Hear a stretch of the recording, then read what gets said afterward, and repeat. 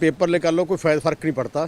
फ़र्क पड़ता है क्या करते हो आपके देश के लिए, क्या दे रहे हो किसानों के लिए, क्या इस इकॉनमी को रिवाइव करने के लिए। ये ड्रामे बंद होने चाहिए।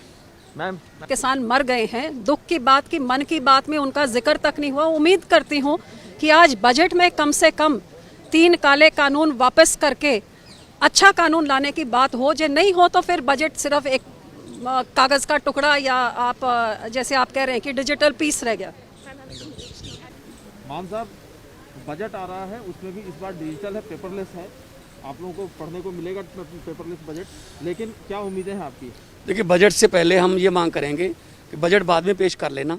पहले खेती के कानून जो हैं, जिन पर लाखों किसान आंदोलन कर रहे हैं, तो वो वापस लो। और ये तो वही बजट है जो पूंजीपतियों के पक्ष का है।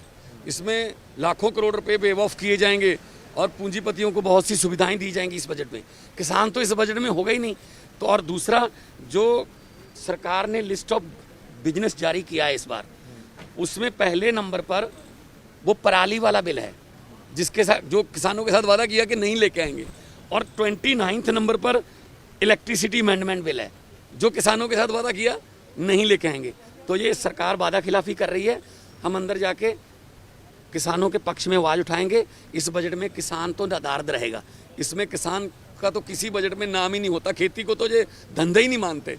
लेकिन वही सेक्टर है ये जो लॉकडाउन में जीडीपी में सिर्फ एक ही सेक्टर है, एग्रीकल्चर सेक्टर, जो पॉजिटिव रहा है, बाकी सब नेगेटिव था। तो इस बजट से कोई उम्मीद नहीं है, क्योंकि इकॉनमी तो पहली जो है -23.9%, तो जो जीडीपी है वो पहली डाउन चल रही है। तो लेकिन किसानों के पक्ष में आवाज़ उठेगी और बजट बाद में पेश कर लेना, पहले किसानों के बिल वापस। लेकिन मान साहब, कल प्रधानमंत्री जी ने साफ कर दिया है कि कृषि सुधार जो है लगातार जारी रहेंगे। हमें इसका मतलब ऐसे कानून, काले कानून और भी बनेंगे, है ना, यही बात है ना। तो प्रधानमंत्री जी जो आपके घर से 20 किलोमीटर के रेडियस में किसान बैठे हैं, उनसे मिल लो। किसानों को मिलने के लिए गुजरात या मध्य प्रदेश जाने की ज़रूरत नहीं, उनसे मिलो। और कैसे बच्चे, बूढ़े और वहाँ पे आंदोलन कर रहे हैं, ठंड में ठिठुर रहे हैं, 150 से ज़्यादा लोगों की जान चली गई है, उनकी फिक्र नहीं है। सिर्फ चंद पूंजीपतियों के लिए ये कह रहे हैं कि हम और भी सुधार करेंगे।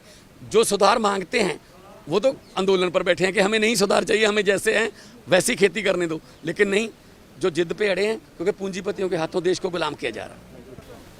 सर, डिजिटल बजट आ रहा है और एक्सपेक्टेशंस क्या है सर? एक तो डिजिटल है और एक्सपेक्टेशंस भी आपको? बहुत ज़्यादा एक्सपेक्टेशंस है यार। आप देश की हालत देख लीजिए, कितनी दिक्कत है सब लोगों को। तो बजट एक तरीका है हमारे देश को सुरक्षित रखना, हमारे देशवासियों को सुरक्षित रखना, और हमारे देश की भलाई के लिए क्या क्या ये लोग सोचेंगे। हम नेचुरली बहुत प्रतीक्षा से आए हैं सुनने के लिए और डिजिटल पढ़ने के लिए भी।